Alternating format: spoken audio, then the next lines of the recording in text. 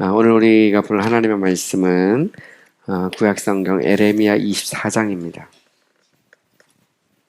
에레미야 24장 1절에서 10절까지 말씀입니다. 에레미야 24장 1절에서 10절까지 말씀입니다. 제가 한 절 읽고 여러분들이 한 절 읽고 돌아가면서 우리 서로 교독하도록 하겠습니다. 에레미야 24장 1절에서 10절입니다. 바벨론의 느부갓네살 왕이 유다 왕 여호와김의 아들 여고냐와 유다 고관들과 목공들과 철공들을 예루살렘에서 바벨론으로 옮긴 후에 여호와께서 여호와의 성전 앞에 놓인 무화과 두 광주리를 내게 보이셨는데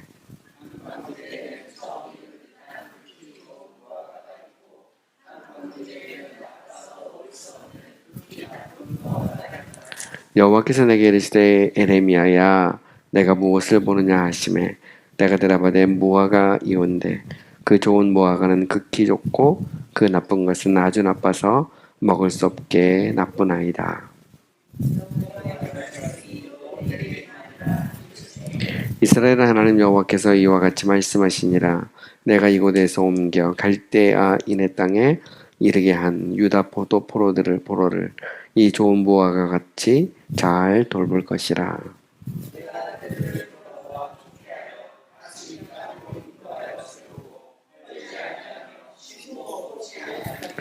내가 여호와인 줄 아는 마음을 그들에게 주어서 그들의 전심으로 내게 돌아오게 하리니 그들은 내 백성이 되겠고 나는 그들의 하나님이 되리라.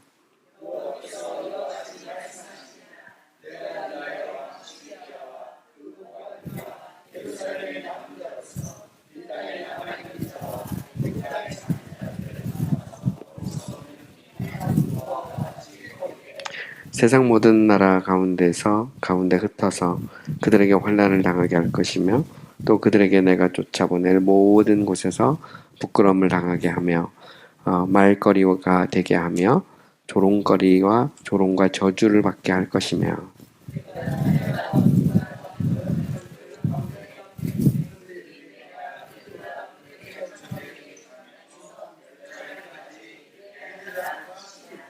아멘. 저는 오늘 이 말씀을 중심으로 무화과 두 강주리라는 제목으로 여러분과 함께 말씀을 생각해 보고자 합니다. 오늘 본문은 이제 그 남방 유다가 바벨론의 그 느부갓네살 왕에 의해서 멸망한 직후의 사건과 관련된 내용을 기록하고 있는 말씀입니다. 이제 이스라엘 역사를 보면 이스라엘은 먼저 이제 북왕국 이스라엘이 이제 아시리아에 의해서 멸망을 당하죠. 그리고 이제 그 아시리아가 이제 바벨론에 의해서 다시 멸망을 당합니다. 그리고 이제 그 남방 유다는 남아 있었는데 경제 남방 유다가 느부갓네살 왕에 의해서 결국 기원전 597년에 멸망을 하게 됩니다. 오늘 본문 이제 1절은 바로 이제 느부갓네살 왕이 유다 왕이었던 여호와김의 아들 여고냐와 유다의 고관들과 목공들과 철공들을 예루살렘에 이제 이주시키는 데서부터 시작이 됩니다. 그리고 나서 이제 느부갓네살 왕은 당시 이제 여고냐의 아들 시드기야를 이제 임시 이렇게 왕으로 세우고 결국 이제 나중에 그 예루살렘에 있는 모든 거민을 결국 이제 바벨론으로 다 이주를 시킵니다. 근데 이제 오늘 본문을 이렇게 잘 보면 하나님께서 바로 이제 이때에 에레미야에게 이제 환상을 하나 보이시죠. 그것은 이제 예루살렘 성문 앞에 하나님께서 이제 무화과 두 광주리를 이렇게 보여주십니다. 한 광주리는 처음 아주 맛있게 익은 그 무화과 열매가 이렇게 가득히 담겨 있는 그런 광주리였고요. 또 다른 이제 한 광주리는 이게 썩어서 먹을 수 없는 그런 이제 무화과 한 광주리가 성전 앞에 이렇게 놓여 있는 그 환상을 보게 된 것입니다. 근데 이제 우리는 여기에서 그 성전 앞에 두 광주리가 놓였다. 이 성전 앞에 놓였다는 말을 좀 이렇게 먼저 주목을 해야 됩니다. 여러분, 이제 성전이라고 하는 곳은 하나님을 예배하는 곳이죠. 이스라엘 백성은 이제 1년에 적어도 3번 명절이 되면 그들이 예루살렘 성에 모여서 하나님을 예배하고 또 함께 서로 교제하고 그랬던 장소입니다. 근데 이제 결국 그 느부갓네살에 의해서 다 무너지죠. 다 회파되고 다 무너졌는데 하나님께서 그 성전의 환상을 보이는 거예요. 그리고 그 앞에 무화과 두 광주리를 이렇게 딱 보이시는 것이죠. 그것은 이제 어떻게 보면 또 하나님의 어떤 임박한 심판 뭐 이런 것들도 생각할 수 있지만 또 다른 면에서 보면 또 하나님의 어떤 회복 같은 것도 생각할 수 있습니다. 왜냐하면 성전이라고 하는 곳은 회복의 장소이기도 하죠. 하나님을 예배하고 하나님을 만나고 하는 그런 장소입니다.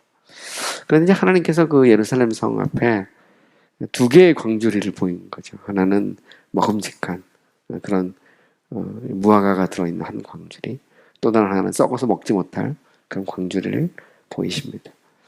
그러면서 이제 하나님께서 말씀을 하시는 거예요. 이게 참 먹음직스러운 그런 무화과 열매가 담긴 그 광주리는 포로로 잡혀간 이스라엘 백성을 상징한다는 거예요. 바벨론의 포로로 잡혀간. 반면에 이제 썩은 그 무화과 광주리는 포로로 잡혀가지 않고 예루살렘 성에 거하는 바로 이제 그 유다 백성들을 의미한다는 겁니다. 근데 우리 이제 이 본문을 가만히 생각을 해보면 이게 인간적인 생각으로 볼 때 좀 이치에서는 안 맞죠. 왜냐하면 이제 이스라엘 백성들은 이제 나라를 잃었잖아요. 남방 유다 이제 백성이 북왕국 이스라엘은 벌써 멸망했고 남방 유다의 백성이 이제 나라를 잃고 왕부터 시작해서 고관 대신들 그리고 여기 보면 뭐 철공들, 목공들 그러니까 온갖 기술자들을 다 데리고 갔거든요. 그리고 일반 백성들까지 포로로 잡혀갔습니다. 그런데 하나님께서 말씀하기를 그들은 마치 그 탐스러운 먹기 좋은 그 무화과 광주리와 같다는 거예요. 그죠? 아니 뭐 지금 나라를 잃어버려서 그 이국 땅 거리로 보면 한 600에서 거의 뭐 700km 가까이 굉장히 먼 거리입니다. 그들이 사막을 지나서 이스라엘 백성들이 노예로 그죠? 노예로 끌려갔거든요.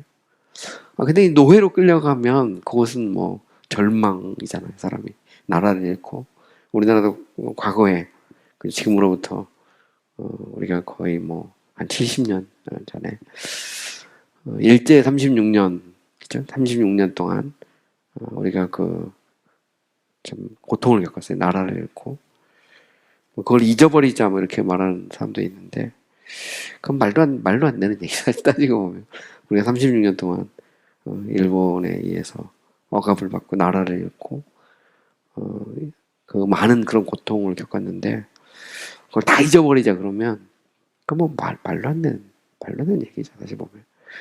근데 어쨌든 보면 이스라엘 백성이 나라를 잃고 포로로 잡혀갔는데 하나님 말할 때 그들은 탐스러운 그런 무화과 광주리와 같다 이렇게 말하는 거예요.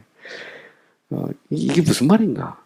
반면에 포로를 안 잡혀간 사람도 있어요. 구사일생으로 살아남아서 예루살렘에 있는 그리고 또 여고냐의 아들 시드기야 같은 경우 왕도 됐단 말이에요. 어쨌든 뭐 일종의 퍼펙킹이라고 해서 뭐 인형과 같은 아무 힘도 없는 예수님 당의 세롯과 같은 그런 왕이지만 어쨌든 살아남았단 말이에요. 그러면 와 그들이 볼 때는 그래도 우리는 노예로 안 잡혀갔으니까 그래도 생각할 때 뭔가 희망이 있는 것처럼 막 보이잖아요. 그러면 이제 무화과 광주리로 보면 포로로 잡혀간 사람이 썩은 무화과 광주리 같아야 되고 반면에 예루살렘 성에 남아있는 사람이 좋은 그런 무화과 광주리와 같아야 되는데 하나님이 정반대로 이야기합니다. 정반대로. 그죠? 포로로 잡혀간 그들은 탐스러운 먹기 좋은 무화과나무 그 무화과 광주리와 같고 반면에 예루살렘에 남은 사람들은 다 썩어서 먹지 못할 그런 무화과 한 광주리와 같다. 이렇게 말씀하고 있는 것이죠. 이거는 이제 당시 포로로 잡혀간 이스라엘 백성들에게는 이제 소망을 주는, 하나님의 소망을 주죠. 소망을 주고 용기를 주고, 그죠?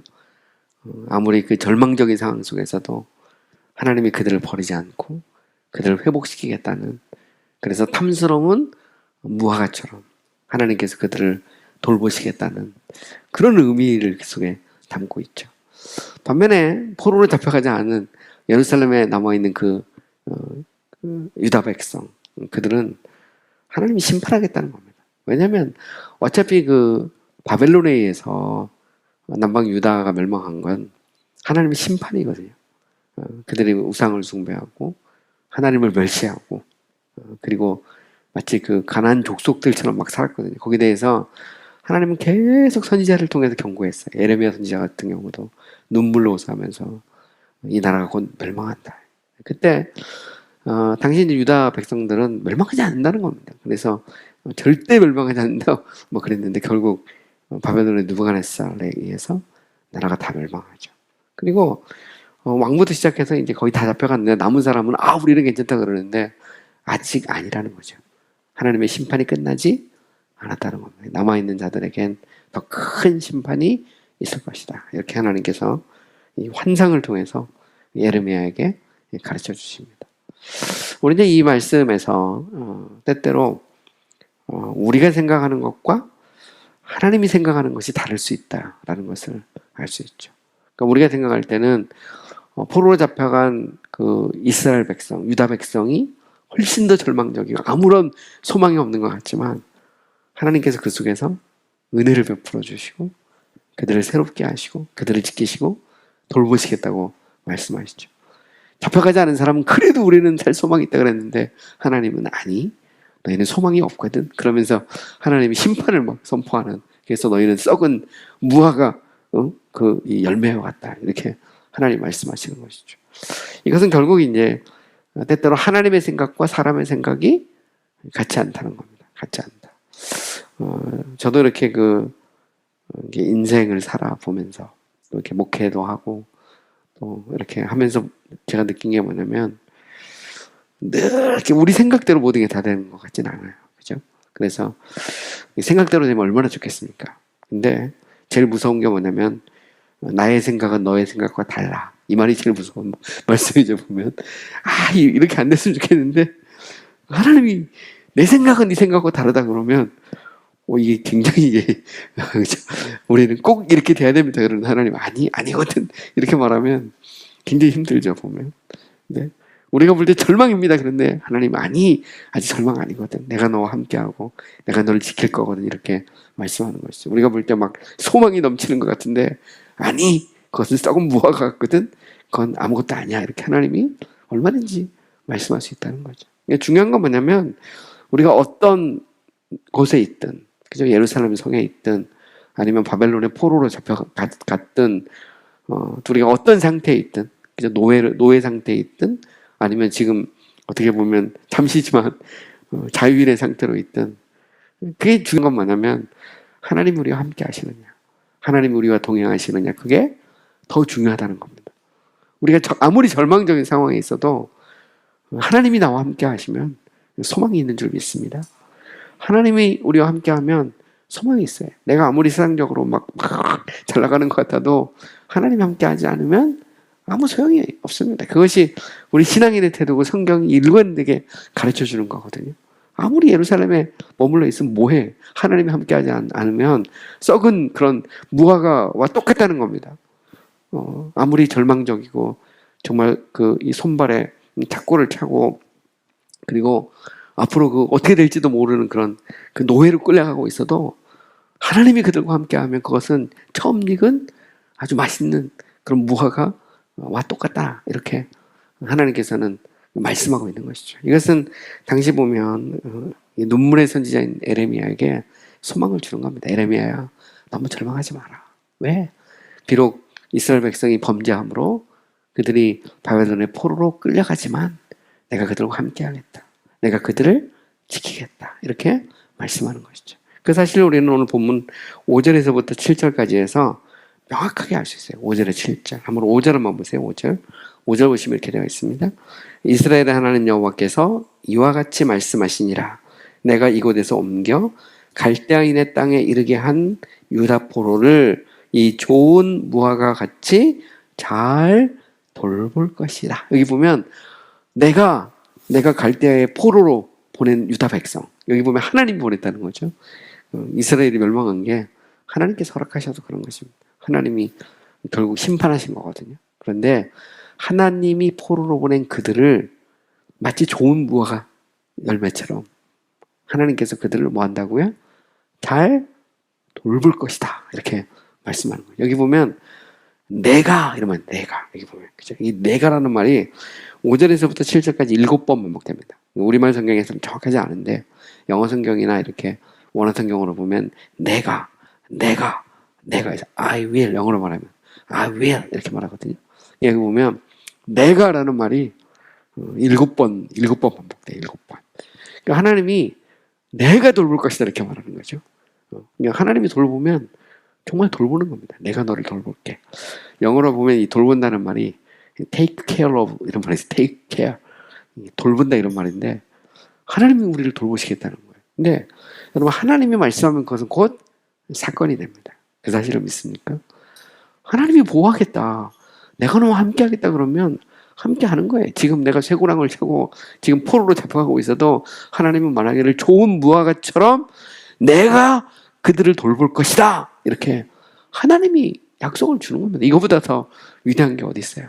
내가 아무리 절망적인 상황이 있어도 내가 너를 돌볼 거거든. 딱 이렇게 말하면 그것은 엄청난 힘이 있죠. 여러분 성경에서 보면 이 내가라는 말이 하나님 자신이잖아요. 하나님 자신인데 하나님의 이 모세를 이스라엘 백성을 이제 해방시키기 위해서 애굽에 보낼 때 누가 나를 보내서 이스라엘 백성을 해방하라고 그렇게 바로에게 말할까요? 이렇게 물을 때 하나님이 스스로 있는 자가 보냈다 해라. 이 스스로 있는단 말은 I am that I am이란 말이에요. I am. 이 I am이란 말.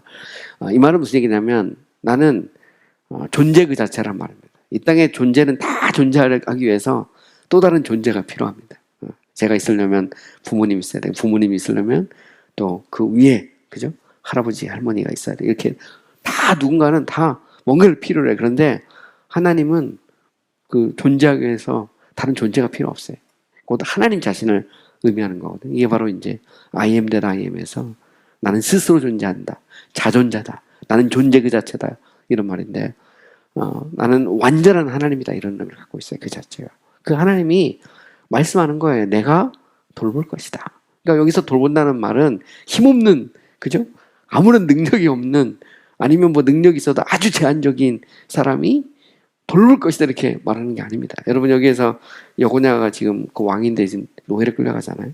그리고 이제 시드기야가 당시 그 유다의 임시왕입니다. 임시왕 따지고 보면. 근데 뭐 아무 힘이 없어요. 세상적으로 권세가 있는 것 같지만 전혀 그 바벨론에서 이스라엘 백성, 유다 백성을 지킨 힘이 없거든요. 그런데 존재 그 자체이신 그 하나님. 과거에 일찍이 그죠? 이스라엘 백성을 애굽에서 해방시킨 그 하나님이 말씀하는 겁니다. 내가 그들을 좋은 무화과 열매처럼 돌볼 것이다. 이렇게 말씀하는 거죠. 그러면 용기가 생기는 거예요. 그리고 하나님은 한 번 말씀하는 게 아닙니다. 한 번만이 아니라 6에서 7절까지 보면 6번 반복해요. 6번. 그것도 아주 세부적으로 나눠서 한번 잘 보세요. 우리 한번 다 같이 한번 읽어볼까요? 6절, 7절 한번 읽어보겠습니다. 내가 그들을 돌아보아 좋게 하여 다시 이 땅으로 인도하여 세우고 헐지 아니하고 심고 뽑지 아니하겠고 내가 여호와인 줄 아는 마음을 그들에게 주어 그들이 전심으로 내게 돌아오게 하리니 그들은 내 백성이 되겠고 나는 그들의 하나님이 되리라. 저기 보면 내가 뭐뭐 하겠다. I will이란 말이 이 6, 7절에서 6번 나옵니다. 첫 번째로 보면 뭐라고 말하냐면 내가 그들을 돌아보아 좋게 하여. 이게 이제 여기까지가 딱 한 문단인데요. 내가 그들을 돌아보아 좋게 하여.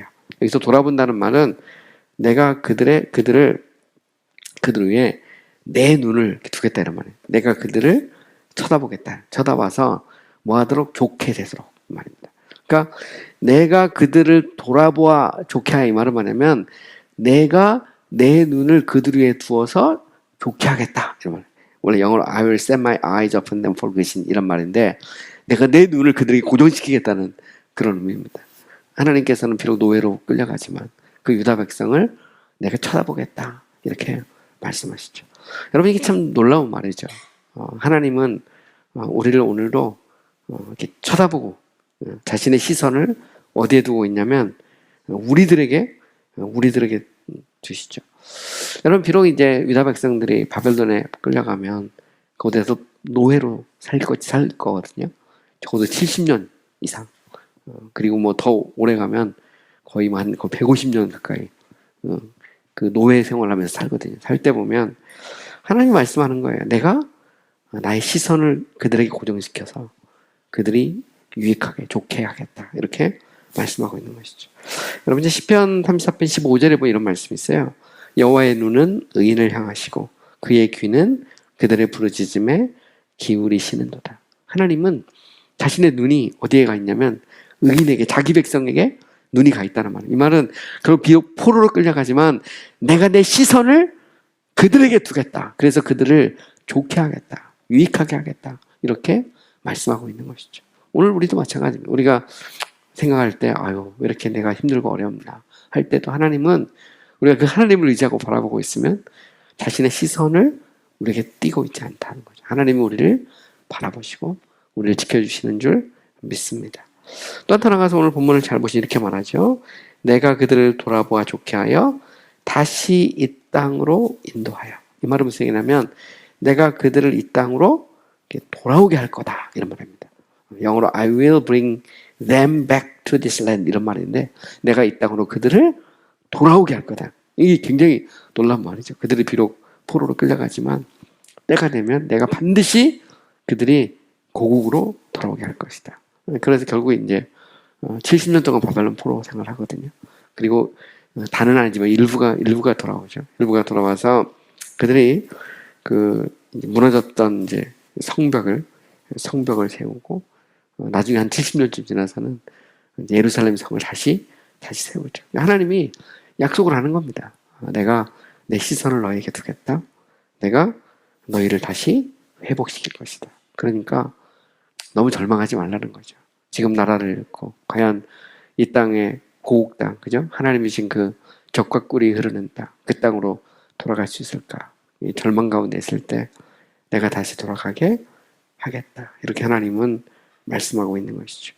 여러분 하나님께서는 오늘도 마찬가지입니다. 오늘도 때때로 하나님이 우리를 어떻게 보면 좀 절망적인 상황에 드실 때도 있어요.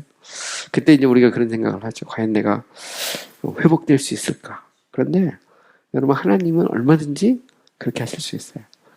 이스라엘 백성을 향해서 내가 이 땅으로 다시 돌아오게 하겠다. 하나님이 말씀하시죠. 여러분 야고보서 4장 8에서 10절에 보면 이런 말씀이 있어요. 하나님을 가까이 하라.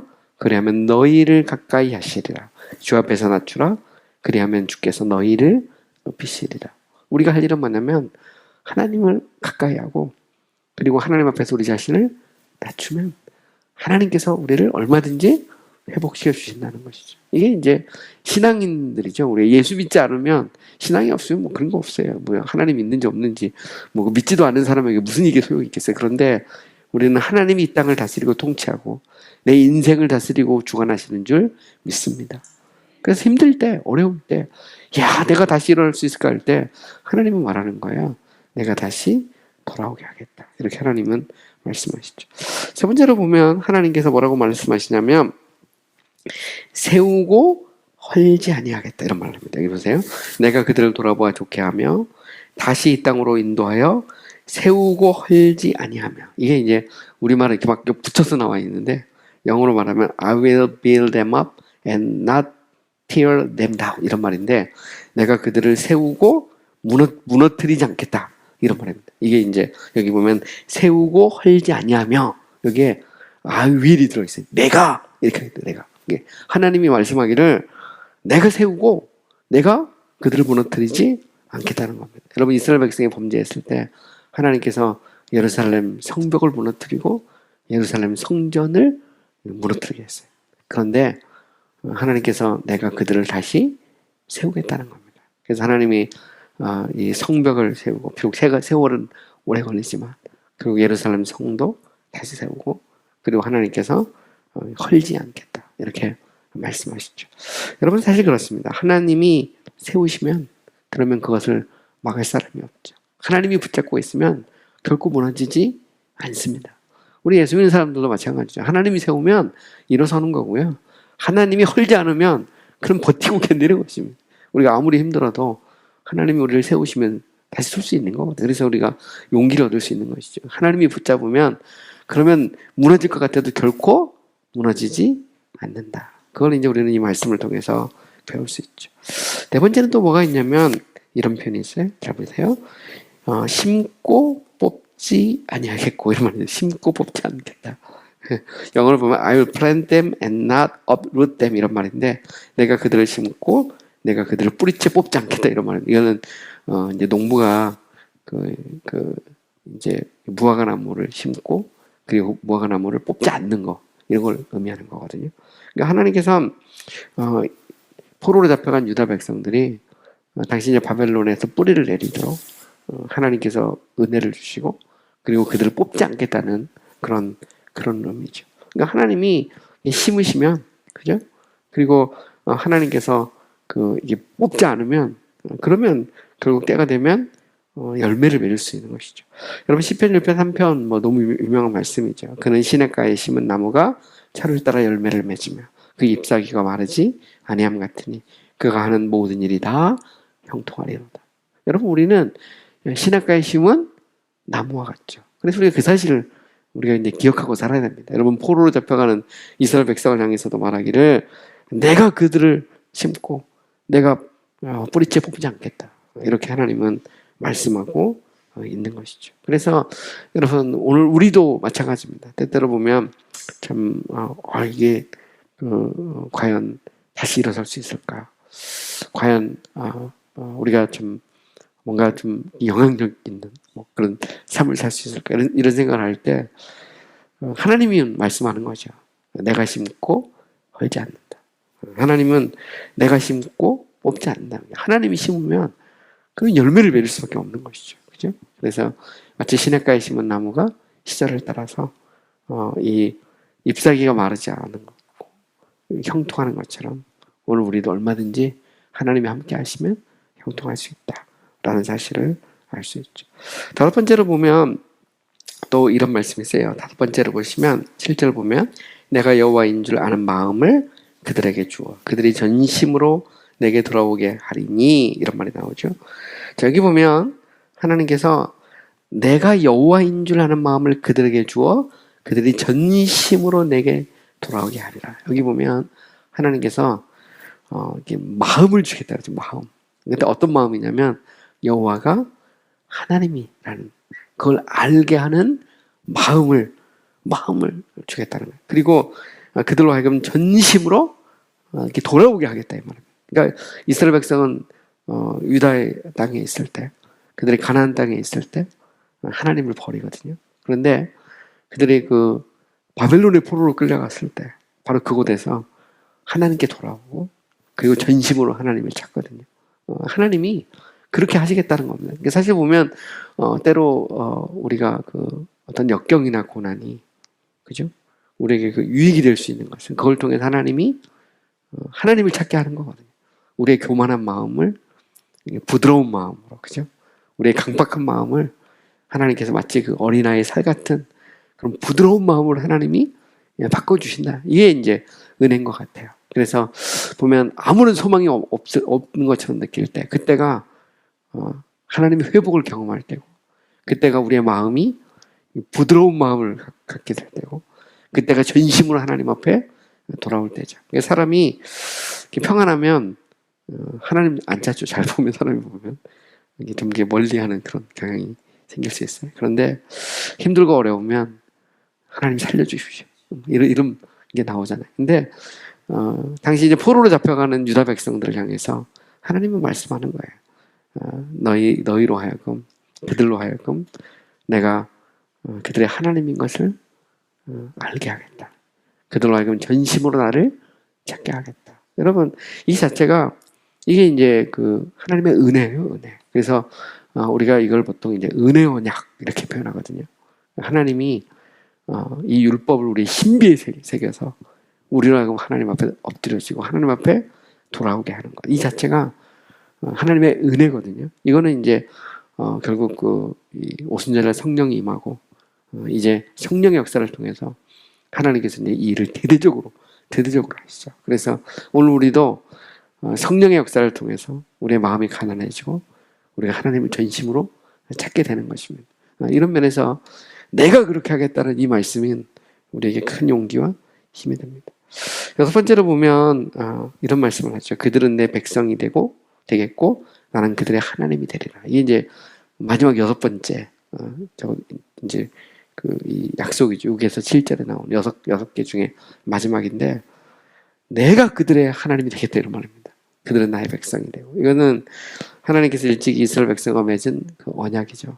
하나님은 아브라함을 부르실 때 바로 그 내 몸의 선을자를 통해서 내가 그들의 하나님이 되고 그들이 나의 백성이 된다. 하나님이 약속하신 거예요. 그리고 이 약속을 하나님의 때가 될 때마다 계속 갱신하셨거든요. 그래서 여러분 이거는 이제 오늘 우리도 마찬가지로 우리가 예수 믿으면 하나님은 우리의 하나님이 되고 우리는 하나님의 백성이 되는 거죠. 이 자체가 하나님의 은혜고 이 자체가 언약의 내용입니다. 우리는 늘 우리 삶 속에서 하나님이 나의 하나님, 우리 하나님이라는 사실을 우리가 기억하고 살 때 우리가 어떤 상황이든 어떤 형편이든 다시 용기를 내고 일어날 수 있는 것이죠. 근데 오늘 본문도 마찬가지로 절망 속에 있는 그 이스라엘 백성을 향해서 하나님 말하기를 나는 여전히 너의 하나님이야. 너희는 여전히 나의 백성이야.